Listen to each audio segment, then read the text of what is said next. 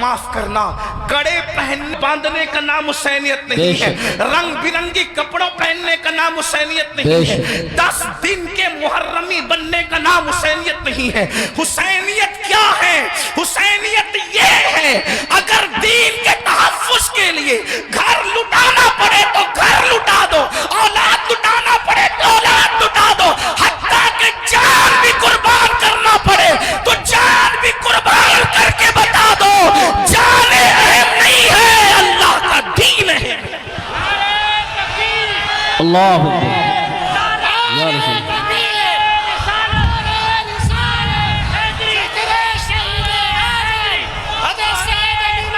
بڑی معذرت کے ساتھ کچھ لوگوں نے حسینیت کو بہت سستا کر دیا۔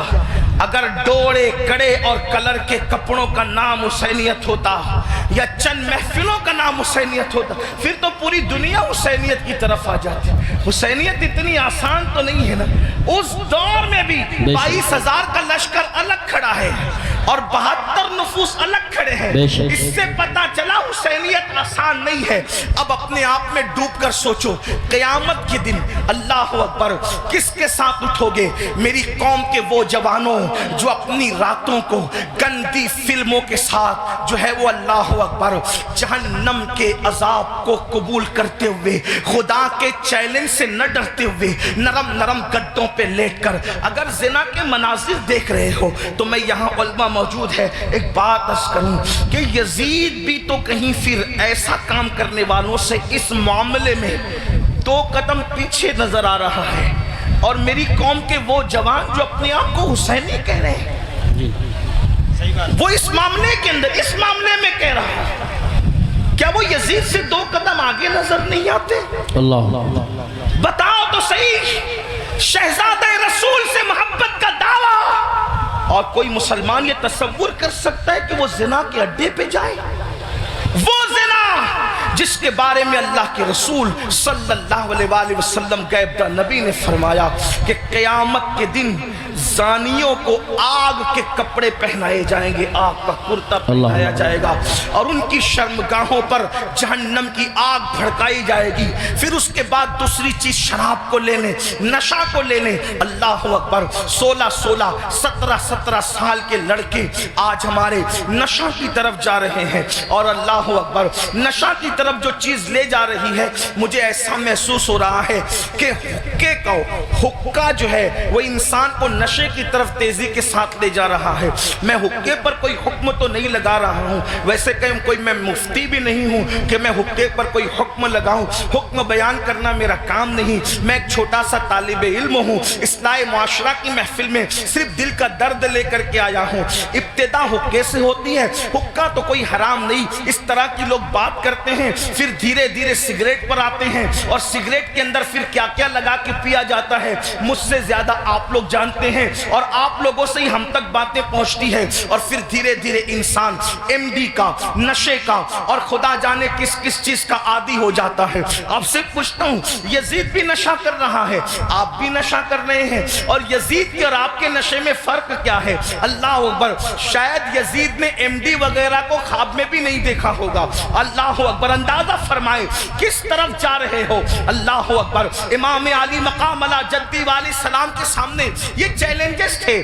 آپ اپنی قوم کو جرائم سے بچانا چاہتے تھے، آپ اپنی قوم کو گناہ سے بچانا چاہتے تھے۔ جانتے ہیں اللہ کے رسول صلی اللہ علیہ وآلہ وسلم نے بستیوں کے اجڑنے اور گھروں کے اجڑنے کے لیے جو بات بیان فرمائی ہے اس کو دل کے کانوں سے سنیں۔ اللہ کے غیب داں نبی صلی اللہ علیہ وآلہ وسلم ارشاد فرماتے ہیں، راتوں کو کچھ لوگوں کے مکانات خود بخود زمین میں دھس جائیں گے، زمین کے اندر جو ہے زمین بوس ہو جائیں گے۔ آپ کبھی سنتے ہیں نا کہ فلاں بلڈنگ گر گئی، فلاں بلڈنگ زمین میں دفن ہو گئی۔ میں یہ نہیں کہتا کہ سب اسی وجہ سے ہوتی ہے، لیکن اللہ کے حبیب غیب داں نبی صلی اللہ علیہ وآلہ وسلم گھروں کے اجڑنے کے، گھروں کے زمین بوس ہونے کے اسباب کیا بیان کرتے ہیں۔ لوگ کہتے ہیں ہمارے گھروں پر یہ چل رہا ہے وہ چل رہا ہے. میں نے کہا جو چلا رہے ہیں ہم ان کے بھی ساتھ نہیں ہیں, لیکن اپنا کرتوت بھی تو دیکھو.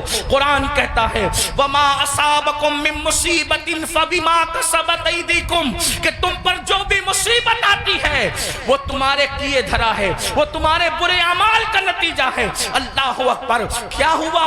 آقا ارشاد فرماتے ہیں صلی اللہ علیہ وآلہ وسلم کہ کچھ لوگوں کے مکان راتوں رات زمین پہ گر جاتے ہیں, زمینوں میں دھس جاتے ہیں. صحابہ نے پوچھا یا رسول اللہ اس کی وجہ کیا ہے؟ آقا فرماتے 2 گناہ جب گھروں کے اندر کیے جاتے ہیں, 2 گناہ جب عمارتوں کے اندر کیے جاتے ہیں تو گھروں کو زمین میں دھسا دیا جاتا ہے, گھروں کو زمین بوس کر دیا جاتا ہے. پوچھا یا رسول اللہ وہ کیا ہے؟ فرمایا ایک موسیقی ہے, میوزک ہے.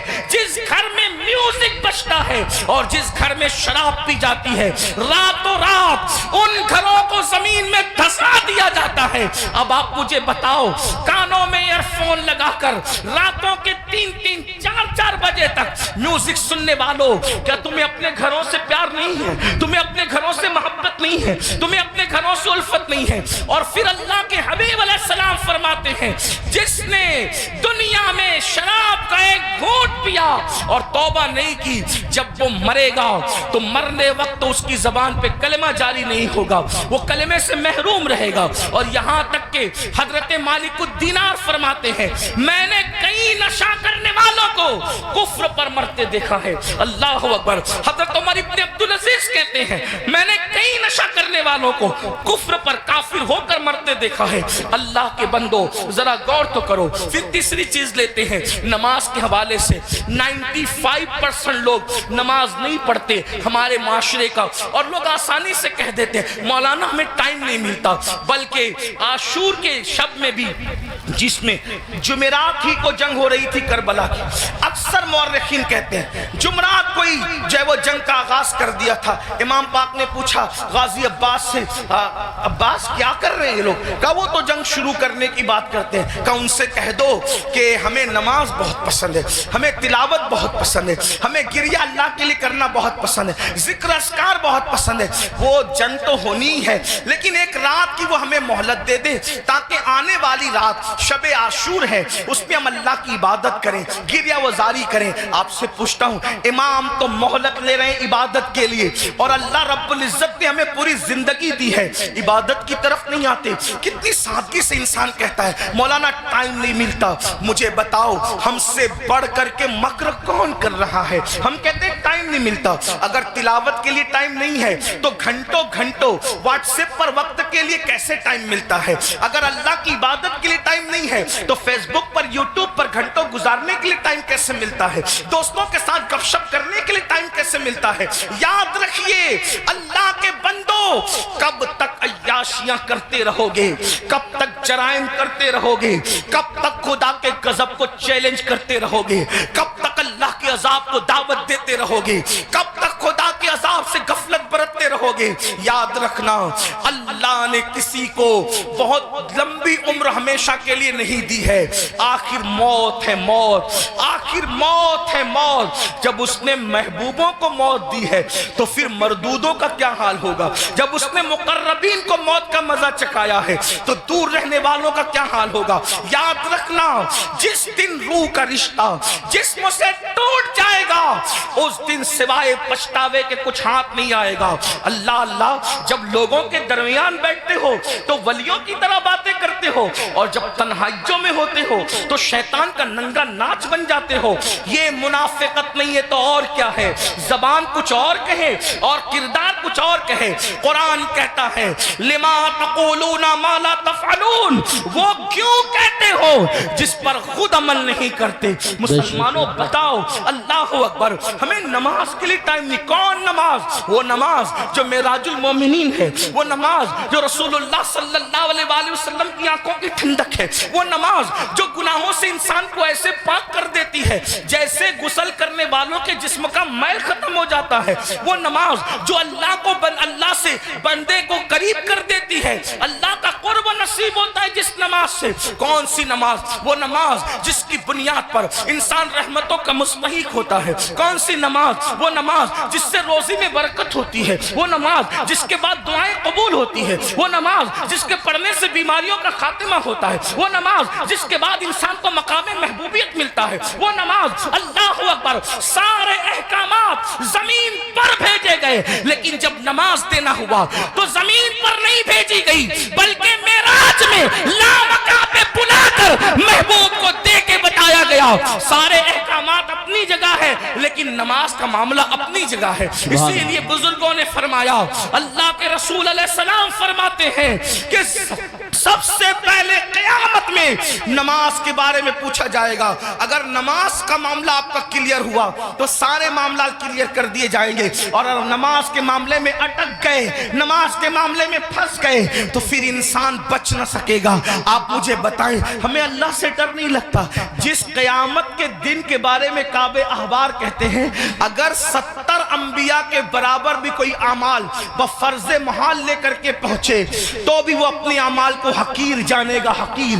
آپ سے پوچھتا ہوں کیوں وقت نہیں نکالتے؟ اب آئیے آپ سے پوچھوں، امام تو سجدے کی، امام تو اللہ اکبر شہادت کے وقت بھی سجدہ کرتے ہیں، کتنا دردناک وقت ہوگا۔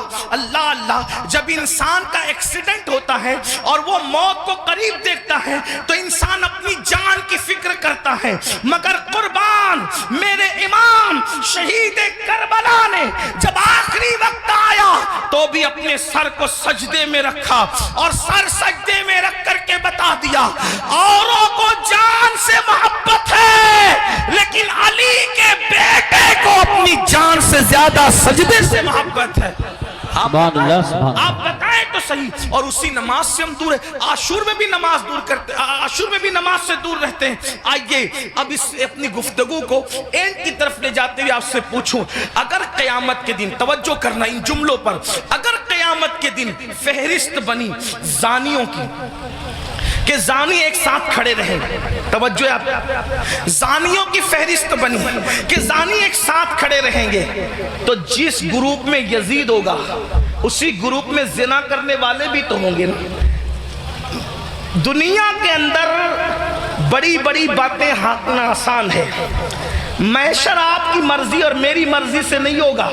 محشر کو محشر کہتے اس لیے ہیں کہ وہاں بڑے بڑے مقربین بھی نفسی نفسی کہیں گے۔ اللہ، تھوڑا کسی کے دل کی فریاد دل کے کانوں سے سنو، میری قوم کے جوانوں جہنم کا ایندھن بننے نہیں آئے ہو، میری قوم کے جوانوں اللہ کو ناراض کرنے نہیں آئے ہو، امام علی مقام سے جان سے زیادہ محبت کرنے والے میرے سنیوں، آپ سے پوچھتا ہوں تھوڑا غور کرنا، ایمان والے دل پہ ہاتھ رکھ کر سوچنا، زانیوں کی فہرست بنے گی کہ سارے زانی ایک ساتھ کھڑے رہیں تو بتاؤ جہاں یزید ہوگا وہاں زانی لوگ ہوں گے کہ نہیں ہوں گے؟ اور نگاہوں کی پاکیزہ، نگاہوں کو پاکیزہ رکھنے والوں کی فہرست بنے گی کہ جو نگاہوں کو نیچا رکھتے تھے، عورتوں کو پاپ کی نظر سے نہیں دیکھتے تھے، جن کی نگاہوں میں تقدس تھا وہ سب ایک طرف کھڑے رہیں تو بتاؤ اللہ اکبر نگاہوں کو تحفظ دینے والے امام حسین کے ساتھ کھڑے ہوں گے اور زنا کرنے والے یزید کے ساتھ کھڑے ہوں گے۔ اگر قیامت میں ایسا ہو گیا، اگر ہو گیا کہ بے نمازی ایک ساتھ رہیں اور نمازوں کی پابندی کرنے والے ایک ساتھ کھڑے رہیں تو بتاؤ یزید کے ساتھ کھڑے ہوں گے کہ نہیں ہوں گے بے نمازی؟ اور جو نمازوں کو تحفظ دیتے تھے وہ اس شہید کے ساتھ کھڑے ہوں گے کہ نہیں ہوں گے جس نے سر کو سجدے میں قربان کیا ہے، سر سجدے میں قربان کیا ہے؟ اللہ اللہ کسی نے کہا تھا ہو سکے تو لائیے دونوں جہاں میزان میں نے ایک سجدہ زمین کربلا سے لے لیا۔ اللہ اکبر، بتاؤ مسلمانوں، تو پتا چلا یہ نظریات کی جنگ ہے، یہ نظریات کی جنگ ہے۔ آپ سے پوچھوں جنگ میں جب انسان جاتا ہے، جنگ میں جب انسان جاتا ہے فوج لے کر جاتا ہے، بہن لے کر نہیں جاتا۔ جنگ میں انسان جاتا ہے فوج لے کر جاتا ہے، بیویاں لے کر نہیں جاتا۔ جنگ میں انسان جاتا ہے اللہ اکبر فوج لے کر جاتا ہے، سوتیلے بھائی لے کر نہیں جاتا۔ جنگ میں انسان جاتا ہے 6 مہینے کا بچہ بچہ لے کر نہیں جاتا. امام آپ جنگ میں بھی جا رہے ہیں اور کچھ لوگ تو یہ کہتے ہیں کہ چلو اتفاقی حادثہ ہو گیا. اتفاقی حادثہ آپ کے مورخین کے لوگوں کے لیے کہنے کو ہے, ورنہ رسول اللہ کے گھر کا بچہ بچہ جانتا تھا. آقا نے اتنی تفصیل سے کربلا بیان کی تھی.